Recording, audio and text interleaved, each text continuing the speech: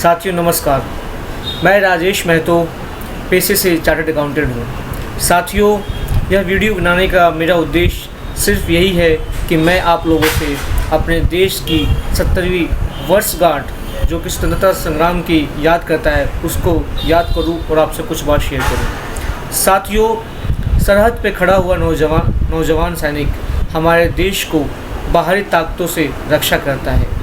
हम लोग हर वर्ष 15 अगस्त को, 26 जनवरी को जब वो दिन आता है, हम लोग झंडा फहराते हैं, राष्ट्रगान गाते हैं और उन लोगों को याद करते हैं जिन्होंने अपने खून का बलिदान दे दिया इस देश की स्वतंत्रता संग्राम में। लेकिन हम लोग क्या करते हैं? हमारे लोगों का कंट्रीब्यूशन क्या है? हम लोगों का कंट्रीब्यूशन सिर्फ यही है कि हम लोग झंडा फहराएं, राष्ट्रगान गाएं, उन्हें याद करें और उसके बाद भूल जाएं।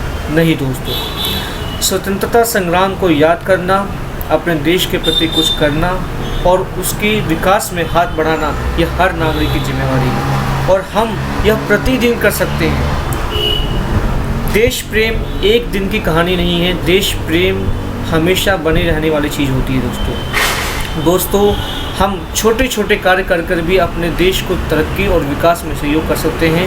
हम अपने देश के लिए बहुत कुछ कर सकते हैं दोस्तों।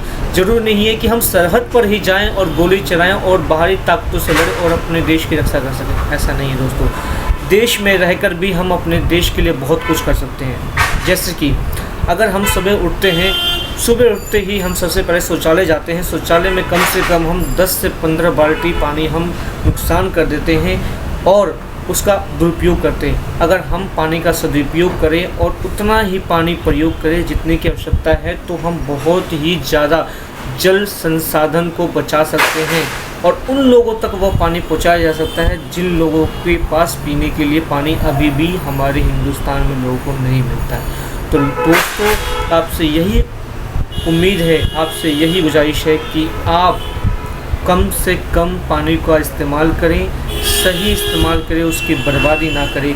यह एक देश प्रेम है साथियों। हमारे मेट्रोपॉलिटन सिटी में लोगों के पास 4-4 कमरे हैं, पंखा है, कूलर है, एसी है, टीवी है, सब चलते रहते हैं, चाहे लोग हो चाहे ना हो। दोस्तों, हम कम से कम ऊर्जा का उपयोग करके इस देश की तरक्की में बहुत ज़्यादा उपयोग कर सकते हैं।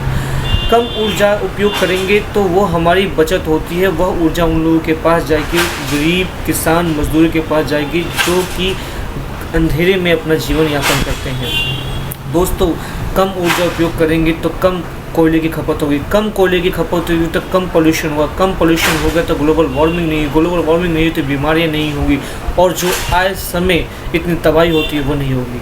तो दोस्तों, कम से कम ऊर्जा का उपयोग करें। तीसरा, जब भी आप ऑफिस के लिए या कहीं भी निकलते हैं तो जो संविधान ने, देश ने, कानून ने नियम बनाए हैं, कम से कम उनको ट्रैफिक नियम को पालन करें। वो नियम पालन करने से भी कभी भी यातायात के अंदर ट्रैफिक जाम नहीं होगा, बेकार के पेट्रोल डीजल ख़राब नहीं होंगे और यात्री लोग सुविधा से जा सकेंगे। तो साथियों, ट्रैफिक नियम का आप उपयोग कीजिए। साथियों, हम घर को तो अब बहुत साफ़ सुथरा रखते हैं, घर की सफाई करते हैं, लेकिन वही कूड़ा हम घर के बाहर आसपास फेंक देते हैं। उससे क्या होता है?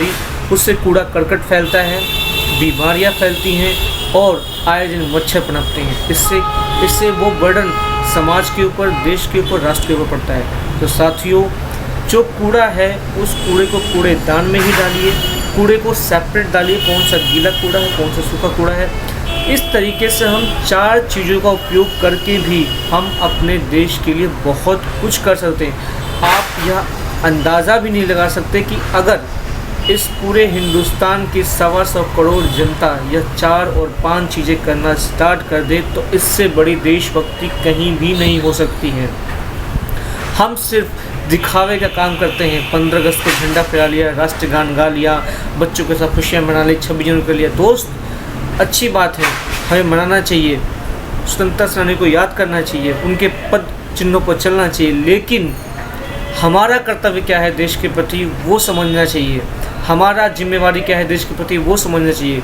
दोस्तों, आप सभी को 70 साल की स्वतंत्रता दिवस की शुभ हार्दिक बधाई हो और आपसे यही उम्मीद है कि हम और पूरा देश मिलकर अपने देश की जो संसाधन है, चाहे वह पानी है, चाहे वह ऊर्जा है, बिजली है, चाहे वह कूड़ा करकट है, उन सब को कम से कम हम उसका उपयोग करेंगे, उस कूड़े का सही जगह निपटारा करेंगे और इस देश की तरक्की और विकास में सहयोग करेंगे। यही हमारी सच्ची देशभक्ति हो सकती है और कुछ नहीं।